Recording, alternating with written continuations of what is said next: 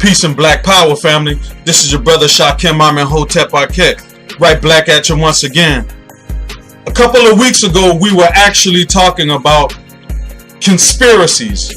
We know that the government has been one who has always done things that were illegal and have actually broke the law in order to what they would call apprehend or do surveillance on certain individuals. Cartel members have been targeted. The ATF has let guns go into the communities, not only the black community, but the Latino or the Mexican community. They've also put crack cocaine and drugs in these same communities. And then, once they've done that, they turn around and lock the same individuals up who they place the illegal narcotics or the illegal guns and weaponry in their hands. And they do this with a conscience that is not even in existence. And the people who this happens to, they are not understanding what's going on because they are so busy in the midst of poverty, and they are so busy in the trials and tribulations of miseducation that they face in the school system and their unending lack of job skills. They don't see what's going on around them until several years when it's too late. Now, I will be discussing a case that happened in the United States District Court or the Northern District Court of New York. This case involved a young lady by the name of Sandra Arquette. She actually was set up by the DEA. Now, a couple of weeks ago, I talked about the DEA administrator by the name of Michelle Lionheart. She actually played a part in the Operation Fast and Furious that was under the Obama administration that allowed them to place guns in the hands of Mexican cartel members along the borders of Arizona. And in this case, there was a DEA agent by the name of Timothy Sinigan. Well, in 2010, the DEA agent went and set up a fake profile.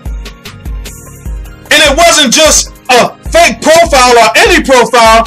He had the intentions of going in, setting up this fake profile and reaching out to a lot of friends on Facebook and a lot of associates on Facebook, trying to see who he can cajole or see who he can get in contact with to see what's going on with the drug trade. And what ended up happening is Sandra, she didn't actually know what was going on until a friend called her and asked her, why is it that you have such provocative pictures on Facebook? And by her not knowing what was going on, the whistle actually began to be blown. And she learned that this DEA agent went on Facebook and set up an account under her name using her pictures. And not only her pictures, but the pictures of her children. And then started sending out these blanket friend requests to people who he thought she knew that could actually give him more information on the drug trade. Why do you think you see a lot of these fake profiles floating around on Facebook? When you see people have these profiles set up and you don't know who they are, just sending you random friend requests. But if you really look at it, it's deeper than that. This ATF didn't use some really obvious fake profile with nothing but memes and nothing but pictures and nothing but these Hotep pictures that you see. He actually used a real person and reached out to her friends and her relatives and made them think that this was actually her. So she ended up filing a court case and suing the DEA. And in that court case, she stated that July 15, 2010, she actually was arrested in a joint investigation by the DEA and the Department of Homeland Security at the St. Lawrence County Drug Task Force. After her arrest, her personal property was actually seized, including her cell phone. And on August 13th of 2010, the crooked DEA agent Sinigan, he actually took the plaintiff's name and likeness, and he created a publicly available Facebook account, and he purported it to be belonging to the plaintiff. And Synergen, as he actually began to create this fake Facebook account without the plaintiff's permission, he started posting photographs that belonged to the plaintiff. And he made them publicly available, and he made the page public so that everyone could have access to it. And when she actually learned of the actions of the DEA agent, she stated that she feared and she had great emotional distress. And you can imagine someone who's being used by the DEA and having a fake Facebook account set up, and you're reaching out to people all across the country asking them about drugs and narcotics, and you have this person's real name on Facebook. What kind of danger do you think you're putting this individual in? So you mean to tell me a DEA agent was that reckless?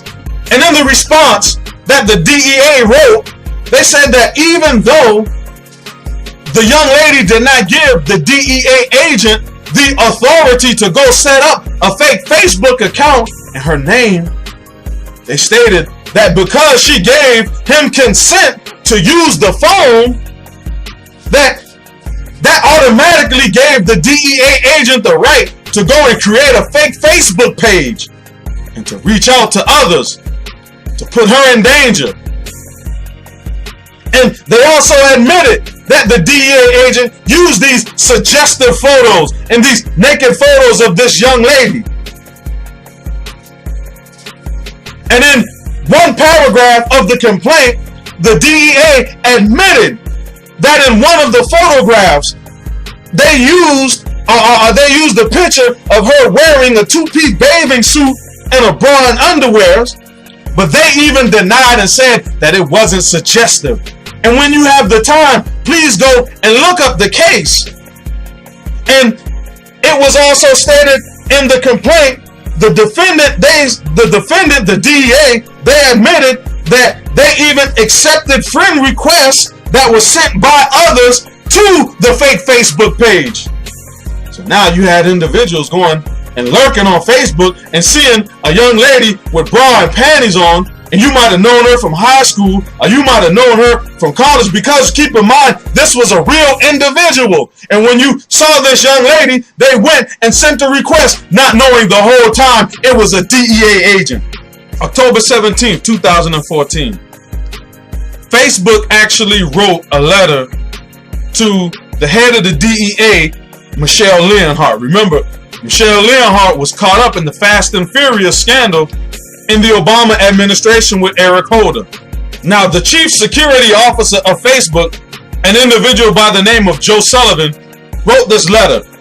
And in the letter, he stated that we recently learned through media reports that the DEA created fake Facebook accounts and impersonated a Facebook user as a part of its ongoing criminal investigation due to conduct unrelated to Facebook. And although we understand the U.S. Department of Justice is currently reviewing these enforcement practices, we write to express our deep concern about the DEA's conduct and ask that the DEA cease all activities on Facebook that involve the impersonation of others. Facebook has long made it clear that law enforcement authorities are subject to the policies of their community standards, which the DEA agent had to acknowledge and agree to when registering for a Facebook account that expressly prohibits the creation and the use of these fake accounts. And it said that accordingly, Facebook asked the DEA to immediately confirm that it has ceased all activities on Facebook that involves the impersonation of others or that otherwise violate our terms and policies. And if there's nothing else that I tell you today that you remember, always remember that COINTELPRO is still living, is still breathing, and we are now in an era to where the DEA and the ATF have shown us through Operation Fast and Furious, through Operation Wide Receiver, and through this scandal where they're setting up fake Facebook accounts and people's names. We have to educate our people that this stuff is occurring and never know when you might be next.